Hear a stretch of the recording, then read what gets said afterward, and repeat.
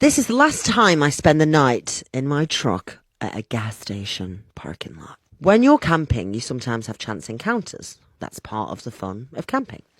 I'll never forget the night I met. I don't even know what I met. Maybe you can tell me. I was on my way to visit my parents, as I do every year. 16 hours one way, same on the way back. Be on the safe side, I never made the trip in one go, usually stopping overnight at a freeway service area and sleeping in my truck to save on hotel bills. This year, the trip had started in the same way as usual, comfortably seated with a cushion under my buttocks. For comfort, snacks on the passenger seat and a list of podcast episodes on my phone connected to my car. Around 7 p.m, I pulled into the car park of a small gas station in a secluded spot so I could spend the night peacefully. I was sitting comfortably in the back seat, windows covered for privacy, finishing the instant noodles I'd bought at the gas station store whilst watching YouTube videos on my phone. The gas station had a few street lamps scattered here and there, and there was one not far from me whose warm light filtered through the gaps in the window covering. At some point, I must have fallen asleep. I woke up in the night. I looked up to see what had woken me, but there was no one outside. Not one sound, not even the wind. I sat up more comfortably and closed my eyes again. And then someone was knocking on the rear window right next to my head. I jerked my head up thinking I must have been hallucinating, and a few seconds later, what the hell was that? I wondered who could come knocking on the window of a car parked in a gas station parking lot so late at night. Hello? I finally asked. No answer at first, but then a woman's voice. Do you have a light? What? Do I have a light? I'm sorry, can you repeat that? Again, the woman replied. Do you have a light? There was something strange in her voice. She sounded flat, as if she were repeating a memorised text in a foreign language. I straightened up, looking out the window. I could see the woman's motionless silhouette, thanks to the lamppost that stood a distance behind her. No, I finally replied. No, sorry. Silence again. Do you have a light? Was this a joke? Look, I don't have a light. I've already told you. Leave me alone. I'd like to be able to sleep in peace, okay? Go and ask someone else. She didn't move from where she was, despite my refusal to lend her a light. What was wrong with her? Can you lend me your phone? She continued in the same emotionless voice. I don't know what she wanted from me, but I could sense that something was wrong with her. What for? I asked to see if her story would hold up. Just for the phone. She just kept repeating, phone, phone, phone, over and over in a slow, shrinking voice as if the word was coming from deep in her throat. Phone! It gave me goosebumps. Stop it, all right? I'm not going to give you my phone now. Get out before I call the cops. In truth, I'd already reached for my phone, only to realise that I'd drained the battery by falling asleep and leaving it on. I was alone, with no way of calling anyone for help.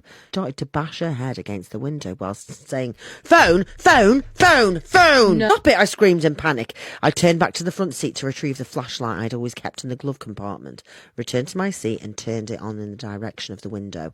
Nothing. She was gone. She hasn't, though. Did she just disappear?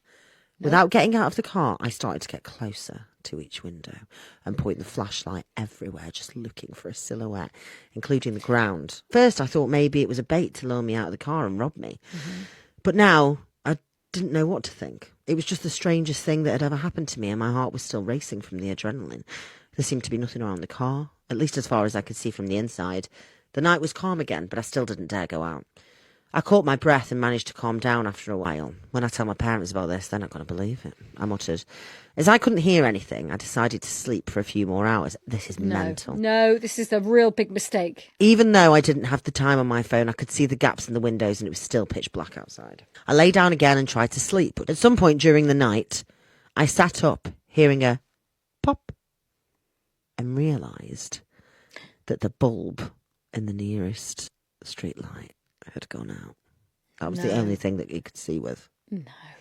After about 1 hour, I think, as my mind wandered between wakefulness and asleep, I was again disturbed by the same sound at the window, which now had the effect of raising hairs on the back of my neck. She was back. I thought to myself, Sir, I'm Officer Wake. I've been informed of a disturbance in the parking lot. Is everything okay? It was the voice of a young man. Obviously a policeman. I began not really knowing what to say. Yeah, well, No, everything's fine. Just a lost woman who came to ask me for a light in the middle of the night, but she's gone now. I think everything's okay. Are you sure, sir? That is not a police officer. Yeah, I'm sure. I don't know who called you. Maybe someone alerted by the noise and my screams, I said with a laugh, the pressure easing. Please step out of the vehicle, sir. I just want to be sure that everything's all right. Don't do that. He asked in an authoritative voice.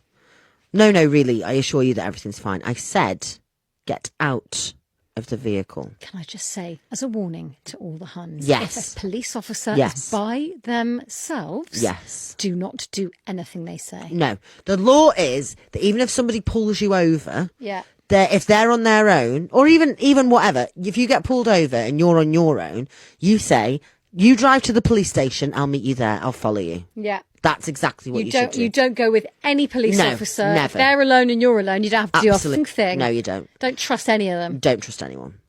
Out! He said in a loud voice. The hairs on the back of my neck were starting to stand up. Something was wrong. Where's your car? I asked. No answer. Who called you? No answer. I moved slowly away from the pitch black window. With trembling hands, I grabbed the flashlight I'd kept with me and turned it towards the window. And there, in front of me, was the silhouette of the woman. The same one who'd harassed me a few hours earlier. Leave me alone! I screamed. Out! Like the last time, she began to repeat the same word over and over again. Out, out, out, out, out. In a low, shrinking voice. Her voice was now somewhere between that of the police officer and, I don't know, her original voice.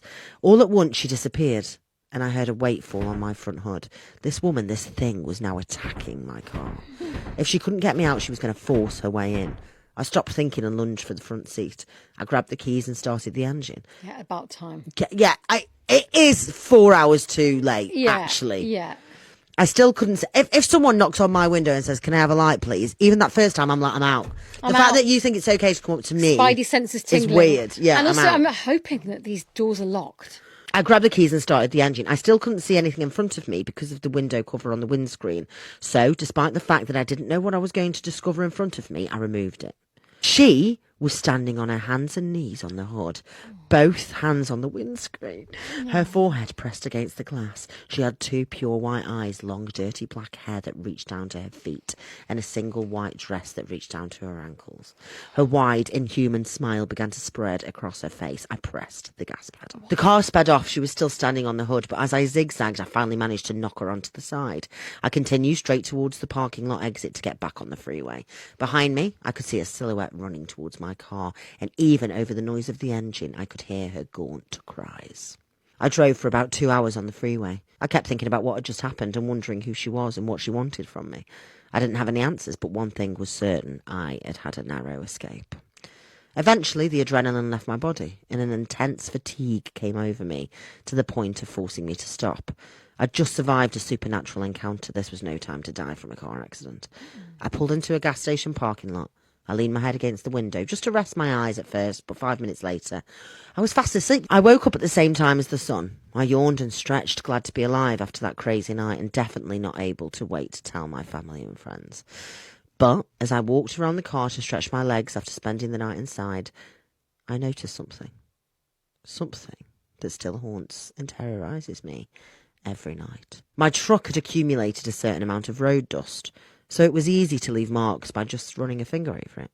And there, right in front of my eyes, I could see that there were fingerprints all over the windows and doors, as if someone had been desperately trying to get inside while I was asleep. At first I thought it was from the night I'd spent in the other parking lot, but then I saw them. Dozens of bloody bare footprints all around my truck. The end.